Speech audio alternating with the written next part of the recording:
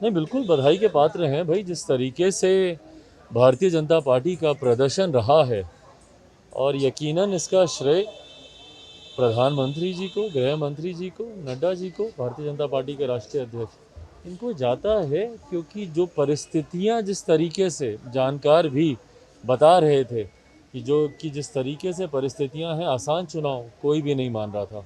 पर इन विपरीत परिस्थितियों में भी अगर भारतीय जनता पार्टी ने इतना बढ़िया प्रदर्शन किया है तो यकीनन उसका श्रेय भी उनको दिया जाना चाहिए। बधाई के पात्र हैं। हाँ, बस ये है कि इन परिणामों के बाद कुछ लोग जो अपने आप को प्रधानमंत्री और राष्ट्रपति पद की दावेदारी पेश कर रहे थे, उनके सपनों को ज़रूर अल्पविराम लग गया होगा।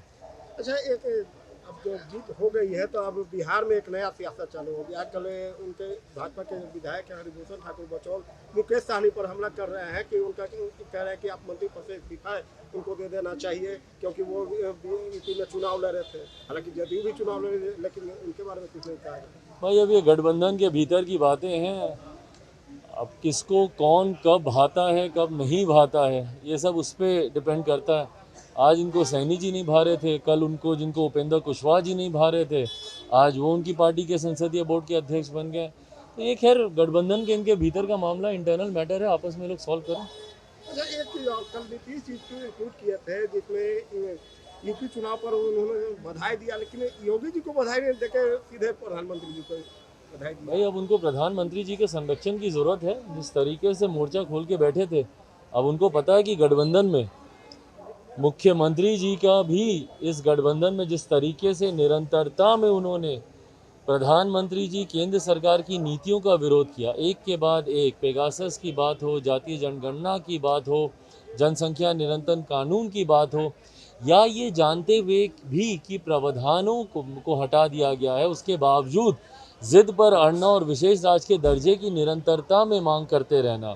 तो इन तमाम चीज़ों से, और वो भी ऐसे एक समय में जब 5 राज्यों में चुनाव चल रहे थे, जो परिस्थितियां इन्होंने यहाँ पे बनाई हुई थी, जो माहौल ये यहाँ पर उत्पन्न करने का प्रयास कर रहे थे, जिसकी वजह से भारतीय जनता पार्टी को इन चुनाव में नुकसान पहुँचाने की सोच के साथ, और उसी सोच के साथ इन्होंने अपने प्रत्याशी भी उत्तर प्रदेश में इन्होंने उतारे थे। तो बहरहाल इन तमाम बातों का खामियाजा तो कहीं ना कहीं अब इनको भुगतना पड़ेगा, और इसीलिए अब ये प्रधानमंत्री जी की संरक्षण में जाने का प्रयास कर रहे हैं, बार बार उनकी तारीफ कर रहे हैं। जैसा मैंने कहा कि अब इनके भी राष्ट्रपति और प्रधानमंत्री बनने के सपनों को अल्प विराम तो लगा ही है।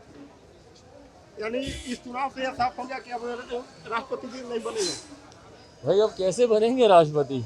सपना था इनका, उम्मीद थी कि अगर भारतीय जनता पार्टी कमज़ोर होती और विपक्ष थोड़ा भी अगर मजबूत होता, विपक्ष के मजबूत होने का मतलब ज़्यादा उनके विधायक आते, ज़्यादा विधायक आने का मतलब जो राष्ट्रपति का चुनाव करते हैं ये विधायक ही करते हैं।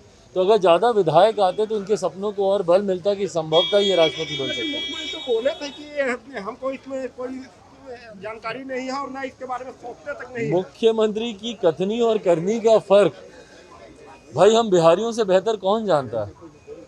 हम लोगों से बेहतर कौन जानता है कि मुख्यमंत्री कहते क्या हैं, करते क्या हैं? मिट्टी में मिल जाऊंगा, भाजपा के साथ नहीं जाऊंगा, उन्हीं की कृपा पे आज मुख्यमंत्री बने हुए हैं। महिलाओं को सशक्त करने की बात करते हैं, बालिका सुधार गृह में देह व्यापार में छोटी छोटी बच्चियों को घसीटा जाता है। तो मुख्यमंत्री जी कहते कुछ और हैं, और जो वो नहीं कहते वो 100% वो करना चाहते हैं। भाई, इतनी आसानी से किसी पार्टी की राष्ट्रीय कार्यकारिणी में प्रधानमंत्री मटेरियल शब्द का इस्तेमाल नहीं हो सकता।